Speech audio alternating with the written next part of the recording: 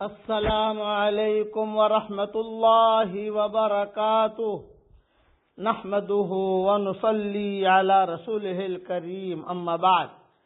آج کا سبق سن لیجئے۔ آج کے سبق کی سرخی ہے حضرت محمد صلی اللہ علیہ وسلم کی سیرت، پارٹ نمبر 190۔ عبداللہ ابن سلام تو مسلمان ہو گئے، یہ بھی یہودیوں کے بہت بڑے آدمی تھے۔ اسی طریقے پر یہودیوں میں بہت بڑے آدمی تھے، ان کا نام تھا میمون ابن یامین۔ یہ رؤساء یہود میں سے تھے۔ یہ آپ کو دیکھ کر فوراً انہوں نے اسلام قبول کیا، اور ان کا حال بھی عبداللہ ابن سلام جیسا ہی ہوا۔ میمون ابن یامین رسول اللہ صلی اللہ علیہ وسلم کی خدمت میں حاضر ہوئے اور عرض کیا کہ حضرت آپ یہود کو بلا بھیجئے اور مجھ کو حکم بنا دیجئے۔ وہ لوگ میری باتوں کو مانتے ہیں، قبول کرتے ہیں، میں ان کا بڑا ہوں، چودھری ہوں، وہ لوگ میری طرف رجوع کرتے ہیں۔ تو آپ نے میمون کو اندر کوٹھڑی میں چھپا دیا ایک پردے کے پیچھے، اور یہود کو بلانے کے لیے آدمی بھیجا۔ وہ سارے کے سارے یہودی پھر آ گئے، آپس میں باتیں کرنے لگے۔ بھائی عبداللہ بن سلام تو مسلمان ہو گیا ہے، اب جو ہے یہ محمد نے پھر سے بلایا ہے، چلو کیا کہتے ہیں، لیکن ہمیں مسلمان ہونا نہیں ہے وغیرہ وغیرہ۔ ضد تھی، ضد کی وجہ سے آدمی محروم رہتا ہے، حق تک نہیں پہنچ سکتا۔ وہ لوگ آئے، آپ سے گفتگو کی۔ آپ نے فرمایا کہ تم اپنے لوگوں میں سے کسی کو میرے اور اپنے مابین حکم بنا دو، جج بنا دو۔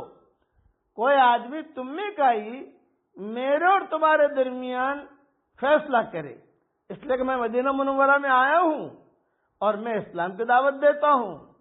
آپ بھی جو ہے اہل کتاب ہو، یہود ہو، تم میری بات مانتے نہیں، تو کوئی ایک آدمی ایسا ہونا چاہیے جو میرے اور آپ کے درمیان فیصلہ کر دے۔ تو انہوں نے کہا کہ ہاں ہمیں منظور ہے، ہمیں منظور ہے۔ تو یہود نے کہا ہم تو میمون ابن یامین کے حکم بنانے پر راضی ہیں، یہ ہمارا چیف جسٹس ہے، سپریم کورٹ ہے میمون ابن یامین۔ یہ یہودیوں کی سپریم کورٹ تھی، یہودیوں کا سب سے بڑا یہ جج تھے میمون ابن یامین۔ تو سارے یہودیوں نے کہا کہ حضرت ہمارا اور آپ کے درمیان فیصلہ کرنے کے لیے میمون ابن یامین اگر آپ کی بات مان لیں تو پھر ہم جو ہے آپ کی بات قبول کر لیں گے اور سارے یہودی مسلمان ہو جائیں گے۔ چنانچہ سب نے ایک ساتھ کہا ہم میمون ابن یامین کے حکم بنانے پر راضی ہے، وہ جو فیصلہ کر دے ہمیں منظور ہے۔ آپ نے کہا میمون آ جاؤ، میمون آ جاؤ۔ آپ نے میمون کو آواز دی کہ باہر آ جاؤ۔ میمون جو ہے باہر آئے اور کہا اشہد ان لا الہ الا اللہ واشہد انک رسول اللہ۔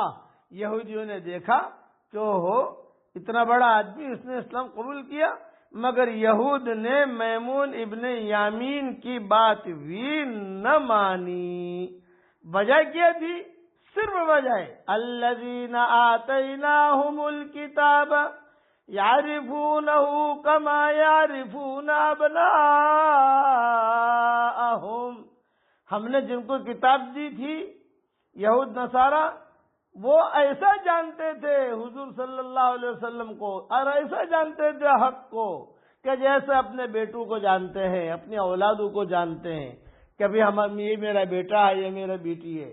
لیکن حسدا من عند انفسہم، دوسری جگہ فرماتے ہیں کہ حسدا من عند انفسہم من بعد ما تبین لهم الحق، کہ حق ظاہر ہو گیا لیکن حسد کی وجہ سے یہ حضور صلی اللہ علیہ وسلم کو اللہ کا نبی نہیں مانتے تھے۔ چنانچہ یہودیوں نے اسلام قبول نہیں کیا، لیکن کچھ ان کی عورتیں، کچھ ان کی لڑکیاں یہ جو ہے مسلمان ہوتی تھی۔ انہی یہودیوں میں ایک لڑکی تھی، اس کا نام تھا ریحانہ، کتابوں میں آتا ہے ریحانہ۔ اس کا کام تھا آپس میں عورتوں میں لڑائی کروانا، خاص طور سے ماؤں میں بھی آپس میں لڑائیاں کرواتی تھی ریحانہ۔ یہ آپس میں جو ہے ماؤں کے پاس آتی، کبھی حضرت عائشہ کے پاس آتی، کبھی حضرت میمونہ کے پاس آتی، کبھی ام سلمہ کے پاس آتی، اس کے کان یہاں بھرتی، اس کے کان یہاں بھرتی، اس کے کان یہاں بھرتی۔ اس کی وجہ سے حضور صلی اللہ علیہ وسلم جو ہے بہت ٹینشن میں رہتے تھے۔ جب یہودیوں کا معاملہ فیصلہ ہوا غزوہ بنی قریظہ میں، اس وقت میں سب کو جو قتل کرنے کا حکم ہوا، اس میں یہ ریحانہ کو بھی قتل کرنے کا حکم ہوا۔ یہ حضرت عائشہ رضی اللہ تعالی عنہ کے پاس بیٹھی ہوئی تھی۔ جب فیصلہ ہوا کہ ریحانہ کو بھی قتل کر دیا جائے تو وہ ریحانہ ہنس رہی تھی۔ حضرت عائشہ نے کہا تیرے قتل کا فیصلہ ہوا ہے؟ یوں فرمایا کہ ٹھیک ہے، میرے قتل کا فیصلہ ہوا ہے، میں تو موت کو پسند کرتی ہوں لیکن محمد کی بات نہیں مانوں گی۔ بس بقیہ تفصیل انشاءاللہ کل پوری کروں گا۔